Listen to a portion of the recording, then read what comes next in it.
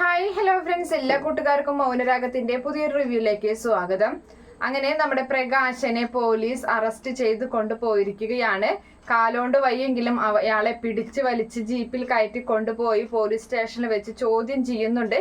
എന്തിനാണെന്നൊന്നും നമ്മുടെ പ്രകാശൻ ആദ്യം മനസ്സിലാകുന്നില്ല. അങ്ങനെ ആ സമയത്ത് പറയുന്നുണ്ട്, നീ കാലം വെച്ചിട്ട് നിന്റെ മരുമകന്റെ വീട് മതില് ചാടിയല്ലേ എന്ന് ചോദിക്കുമ്പോൾ അത് പിന്നെ കുഞ്ഞിനെ കാണാനുള്ള ആഗ്രഹം കൊണ്ടാണ്.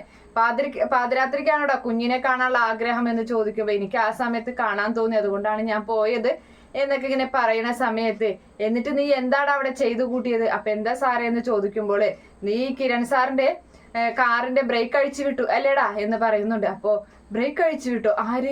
അയ്യോ, അങ്ങനെ സംഭവിച്ചു? ഞാനല്ല സാറേ, ഞാൻ ഒരിക്കലും എൻ്റെ മകൾക്ക് ഇനി തിന്മ വരാൻ വേണ്ടി ഞാൻ ആഗ്രഹിക്കില്ല. അവരുടെ ജീവിതം നല്ല രീതിയിൽ മുന്നോട്ട് പോകാൻ വേണ്ടി മാത്രമാണ് ഞാൻ ആഗ്രഹിക്കുക എന്നൊക്കെ പ്രകാശം പറഞ്ഞു നോക്കുന്നുണ്ടെങ്കിലും പോലീസ് ഒരു പൊടിക്ക് അടങ്ങുന്നില്ല. അങ്ങനെ നമ്മുടെ പ്രകാശനെ ഭക്ഷണവും വെള്ളവും ഒന്നും കൊടുക്കണ്ട എന്ന് പറഞ്ഞ് സെല്ലിലേക്ക് ഇടുകയാണ്.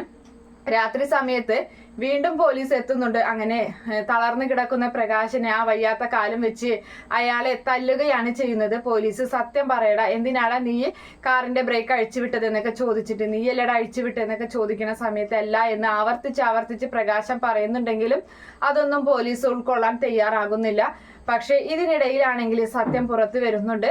അവര് CCTV ദൃശ്യങ്ങളൊക്കെ പരിശോധിക്കുന്ന സമയത്ത് അതിൽ വ്യക്തമായി കാണുന്നുണ്ട്, ആ കാറിന്റെ ബ്രേക്ക് അഴിച്ചുവിട്ടത് അത് നമ്മുടെ രാഹുലാണ്. രാഹുല് തന്റെ മകൾക്ക് സരയുവിന് വേണ്ടി വാക്കൊക്കെ കൊടുത്തിട്ടുണ്ടല്ലോ. അതുകൊണ്ട് തന്നെ സരയു പറഞ്ഞിട്ടുണ്ടല്ലോ അവരുടെ ജീവിതം ഇല്ലാതാക്കണം, അവരില്ലാതാക്കണം എന്നൊക്കെ. അപ്പൊ മകളുടെ വാക്കും കേട്ട് പുറത്തിറങ്ങിയ രാഹുലാണ് ഈ ഒരു അക്രമം ചെയ്യുന്നത്. രാഹുൽ വരുന്ന സമയത്ത് പ്രകാശൻ അവിടെ കാണുമ്പോൾ എന്തായാലും ഇതെന്റെ തലയിൽ വരില്ല, ഇതെന്തായാലും പ്രകാശന്റെ തലയിൽ വരുമുള്ളൂ എന്നിങ്ങനെ രാഹുൽ ആശ്വസിച്ച് പോവുകയൊക്കെ ചെയ്യുന്നുണ്ട്.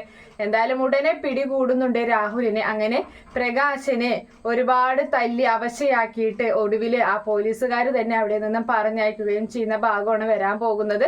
ഈ റിവ്യൂ ഇഷ്ടപ്പെടുകയാണെങ്കിൽ ഈ ചാനൽ ഒന്ന് സബ്സ്ക്രൈബ് ചെയ്ത് സപ്പോർട്ട് ചെയ്യുക. അതുപോലെ എന്നെ ലൈക്ക് ചെയ്യാനും കമന്റ് ചെയ്യാനും മറക്കണ്ട. By, thank